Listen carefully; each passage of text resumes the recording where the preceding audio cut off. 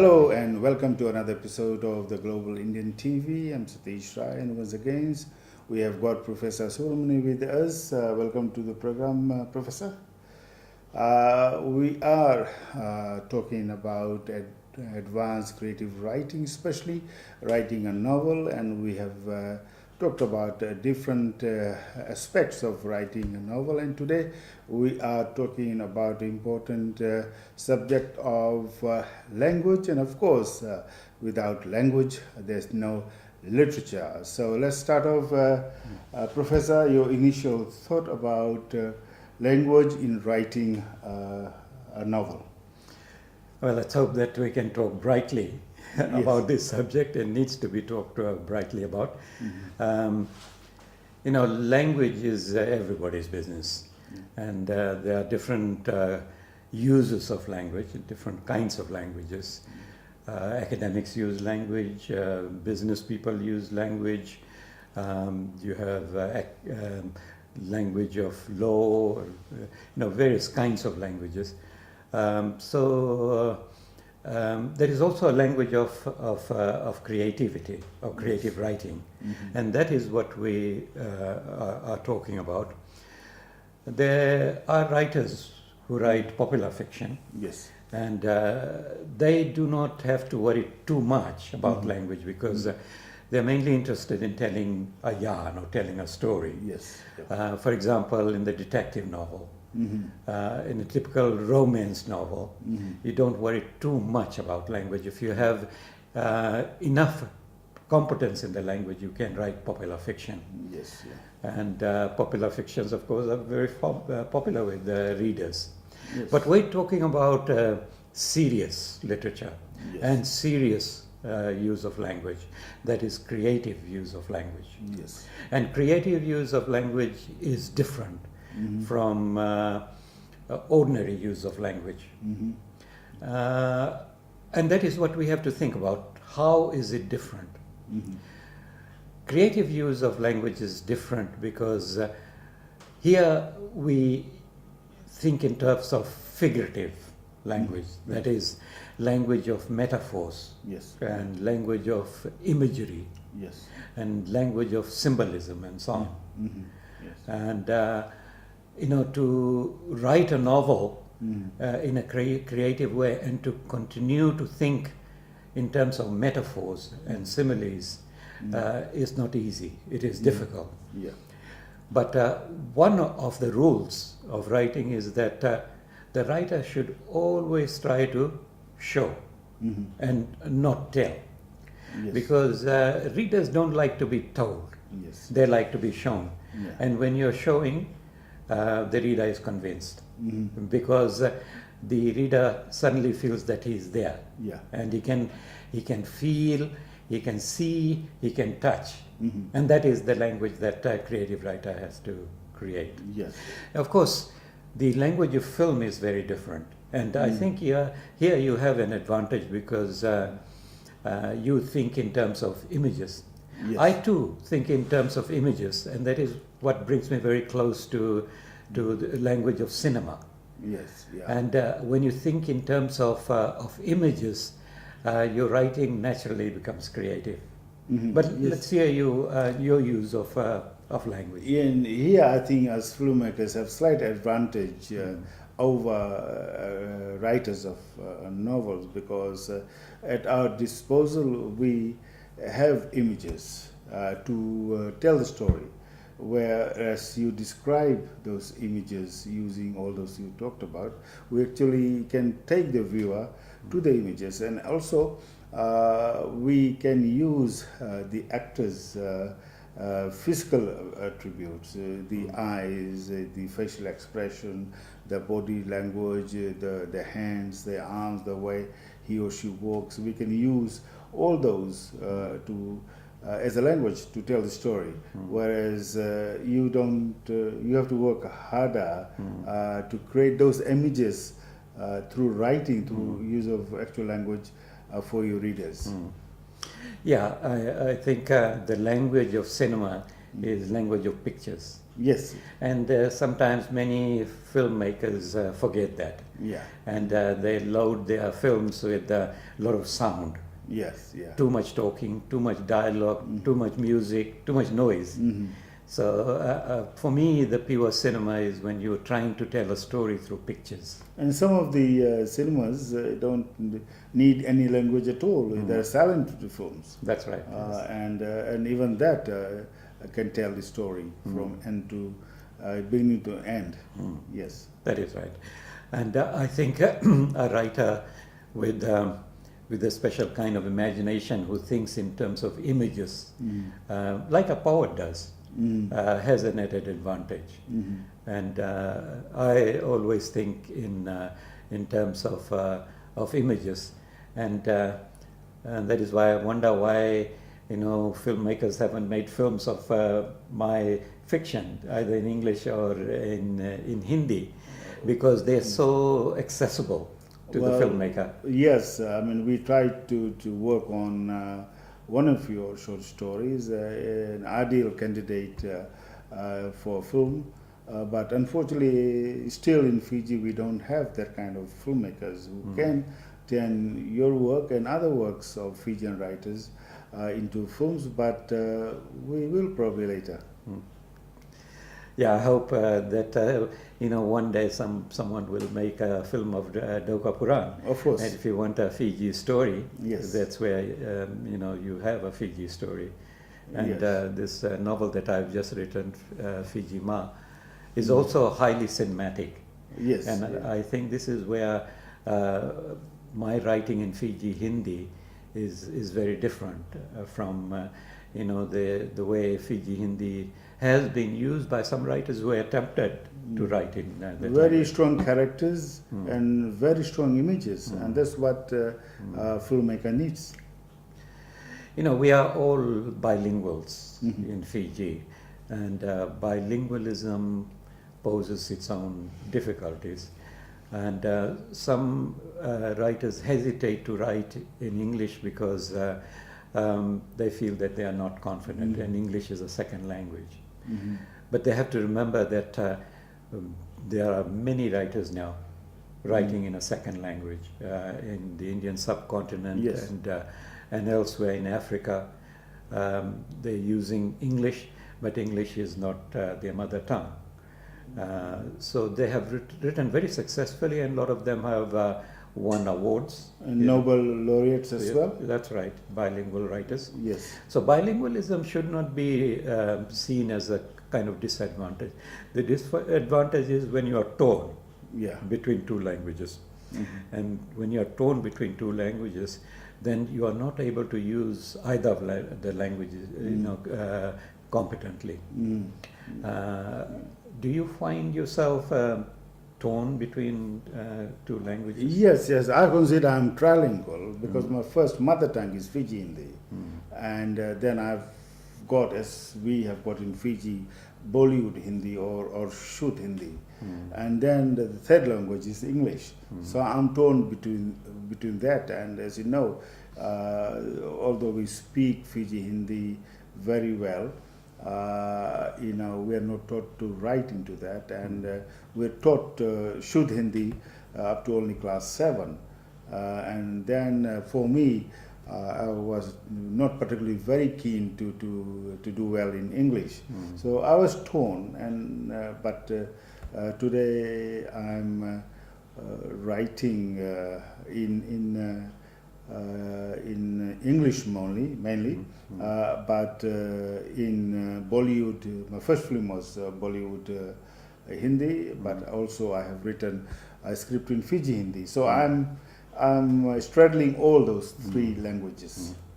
Now that is the advantage of bilingual writers, and I don't think that people have really realized the potential in bilingualism. Yes. And I think that is the future direction for literature, that there will be more and more bilingual writers and bilingual filmmakers. I see that some very good films are now made in two languages, Yes, where the characters speak both in Hindi and in English. In India, there's a language called English, Yes. which is a combination of Hindi and English. And talking about languages, professor is a professor of English, as most people know, and most of your early great works, Fantasy Eaters and Altering Imaginations, they're all written in English. But a few years ago, you have turned to writing in Hindi, and specifically in Fiji Hindi. What persuaded you to turn to Fiji Hindi? Yes, I was going to come to that. Just let me make a few more comments about bilingualism first. Okay. Bilingualism has a disadvantage when you are torn between languages, and when you are not encouraged to really look at your mother tongue more closely, because in Fiji there is a great deal of difficulty with the young people who the parents want to encourage learning Hindi or learning English, and therefore becoming marketable and becoming global, and at the detriment of their mother tongue. So Yes. they're not becoming truly bilingual. I think it has to be told that bilingualism has its advantage because it gives you access to two languages. Can I ask you at this Yeah. juncture, why are our people reluctant to speak our own language, mother tongue? Because it is happening over here. In Fiji, people are getting away. Even in Fiji, they're struggling English rather than owning up our own mother tongue. Why is it happening? I think there is a very strong inferiority complex. Okay. When I was going to school, there were a number of students who refused to speak in Hindi, although they knew Hindi. Yes. And they also anglicized their names. And this came from a great insecurity. And that insecurity came out of colonial education. Yes. Yeah. Yeah, and in colonial education, you know that the vernaculars were marginalized. Yes. And greater emphasis was given to English. Should we try to overcome that colonial hang-up? If we should, how can we overcome that? I think in Fiji, there is a strong case for three languages. Yes. And three languages are not many languages. There are places where people have to learn several languages. And for us to learn three languages, that's perfectly normal. And that is the way we can go about living in a multicultural society. Yes. The advantage of bilingualism is that you have access not only to two languages or many languages, but you have access to two worldviews. Yes. And you have access to multiple cultures. Yes. And all that is very useful from the point of view of a writer, because that enriches your outlook. It reminds me, when I went to London first, there are a lot of Anglos over there. They didn't want to eat Indian food, and they shied away from that. And then later they realized how rich Indian food was, and they appreciate, and Indian food has become a national food. That's right. So is straddling the two food is same as its advantages. So straddling two languages can be advantages. Oh yes, I think the future of literature, where literature is going to go, I think it is going to go more by the bilingual way. And the writers who can write in two languages bring a special enrichment to literature. You have asked the question, why did I turn to Fiji Hindi? Well, a lot of us went in this kind of a road to learning English, mastering it, and then coming back and teaching and becoming a professor in English language. Fiji Hindi, you might say, found me. Rather than I rediscovered Fiji Hindi. Here was a language which was dynamic, which was forged in the Pacific, and it has a number of languages contributing to its richness, and it needed to be written, Yes. and this language and also Aitauke language, not going to survive very long unless you have a literature. Yeah, I said it need to be preserved. It should be captured Yes, in literature, Yeah. in fiction, and I think the two novels I have done, they have created a lot of archival work. It's a kind of a language archive. I've consciously worked hard trying to capture the use of Fiji Hindi from about 1930s, 40s to the present time. And Fiji Hindi also changed, and it has become richer, but the way it is used by young people is, it's not exploiting the full resources of the language. Where you can explore the full resources of the language is in literature, in fiction. So you might say that my novels are dictionaries. Yes, yeah. In fiction. So what I have done, I consider very important. Preserving the language, the vocabulary, the phraseology. And its true value will be realized probably a few generations down the road, when probably in a future generation would have lost the use of Fiji Hindi. Yes. Using Fiji Hindi has given a new kind of freedom to my writing. I had realized that a lot of what I wrote in English was serious, and sometimes deadly serious. Yes. Also, there was a little bit of a kind of a constriction, a limitation to what I was doing. But Dauka Puranis can also be deadly because you can die of laughing. Yes. Because there's a lot of humor there. That's right. I think that is one of the things I have discovered, that I was capable of writing in a humorous mode. Yes. And I think Fiji Hindi contributed to that. And yes, I can write humorous fiction, whereas in English I tended to write very seriously. Yeah. There was a bit of irony and paradoxes and satire and so on, but that kind of open laughter was very difficult to achieve for me. And you can draw on your childhood as well, and everything you've learned, when probably you're not speaking in English and studying and writing English, you can draw on all those episodes in your life. Yes. So I think I have I've discovered a new kind of freedom in writing, and not only humor, but I can also write a lot of dialogue now, very freely. I can write pages and pages of dialogue, and it is because you're writing from your own experience, and you're writing freely, and dialogue comes very naturally to me. Speaking about dialogue, can I just bring you about somebody who's as persistent as you with Fiji Hindi, but in film field, which is Vimal Reddy, because he has made 3 films in Fiji Hindi.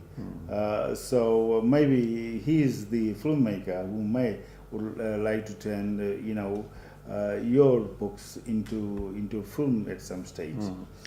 His Adhura Sapna first half is very good. Yes. When he is doing the rural scenes, and when he has this kind of multicultural cast. Yes. Yeah. But when he suddenly becomes Bollywood with song and dance and body exposure and all that kind of gimmick, he loses, and it's a great shortcoming. Do you think he diverted from the story of your colleague Raymond Pillai from his? I think yes, Raymond Pillai would have cringed seeing Vimal Reddy's Adhura Sapna. Yes. But you can see the great potential there is in Fiji Hindi, making films in Fiji. Yes, yeah. Because that is a language both the Indo-Fijians and Aitoke speak. They do, yes. And the strongest character in Bimal Reddy's Adurasapna is the Aitoke character. Yes, yeah. He begins to dominate so much that Bimal Reddy has difficulty controlling him. Yes, yeah. We must give credit though to Bimal Reddy that he's attempting to make film after film after film in Fiji Hindi. So that's something good about that, and which you are also pursuing, the promotion of Fiji Hindi. Well, this particular novel that I've just finished had a special kind of challenge for me because the register that I had to use was a female register. So I had to find out, did women speak differently from men? And it is true that women use Fiji Hindi in a very different way, and probably in a much richer way than men do. And so I had to really probe into that. How do they speak? Yes. And what kind of research I had to do on this?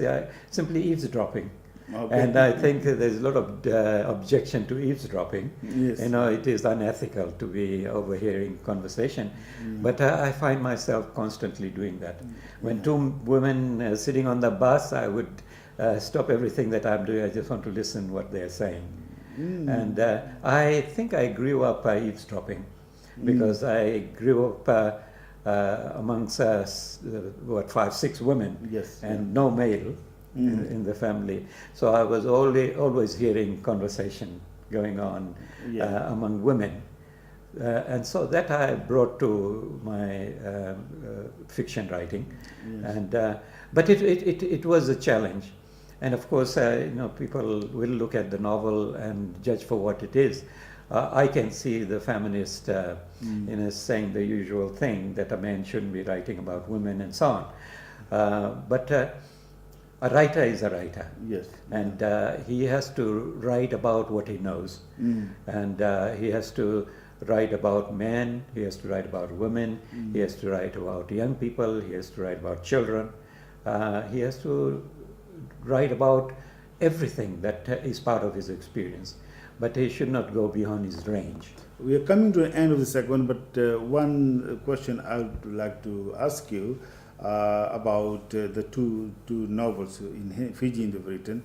Doko Pran is based in Lambasa, and you're from Lambasa, and we are told that Lambasians speak a different version of Fiji Hindi. So, placing a character in Suva, in Fiji Ma, did you have to change your Fiji Hindi, and how did you cope with that? Well, I played a trick on this. The main character is from Lambasa. Okay. Yeah, she was a goat girl. Okay. And that's how she becomes a champion runner. Okay. Running up the hill after goats. And that was a very clever move. That's right. And then something happens in her life, and she goes through a lot of traumatic experience, but emerges out of the tragedies in her life, and ends up in the street of Suva begging. But she is not the usual beggar. Yes. She is a creative person. So this character has some parallels with you, born in Fiji, in Lambasa, and then ended up being in Suva. But now in Lautoka. Now in Lautoka. Yes. So there's some parallel Right. to you actually as a writer. She lives among the Lambasa diaspora in the shanty town, because you know that a lot of Lambasans got evicted after the 2000 coup, and we were responsible for what had happened. Yes. And a lot of villages became derelict villages, and one of the strong images that will come through in this novel is the deserted villages of Lambasa. Yes, yeah. And people have unnecessarily moved away from villages where they were deeply rooted. In the film which I made, Once Were Farmers, majority of the people who were living in Skota settlements were in fact from Lambasa. Yes. I very much like that documentary you made, because I've commented this before, Yes. that the faces you portrayed are, you know, they're deeply etched in my mind, because Yeah. they were such powerful faces, Yes. Yeah. and faces of dislocation, of agony, of anxiety, were perfect portrayals. Yes. You will find some of that in this novel that I have written, but it is a hopeful novel. It is optimistic, and the relationship between the Aitoke women and the Indo-Fijian women, points to the future. Professor, it appears that we can talk for hours, but the segment has to come to an end. And also, your visit to Sydney is coming to an end. And hopefully, we can continue the discussion on advanced creative writing in near future. And before we end this program, do you want to say some parting words?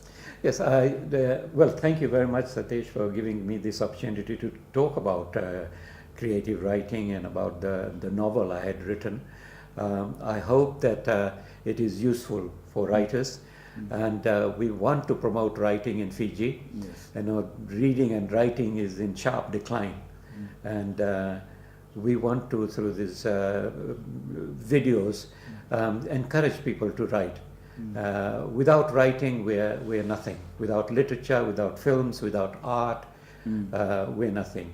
And this is the positive side of Fiji, that we have writers, we have filmmakers, and we hope that they will be given greater respect in that society. I do urge anybody who is going to attempt to write a short story or novel to look at the 25 videos we have produced on creative writing or short stories, and the 4 videos which will be available very soon on advanced writing, and you'll benefit from that, and the readers will be benefiting from that as well. And until we meet again, Professor, is goodbye from you. Thank you very much. And it's goodbye from me, Satish Rai.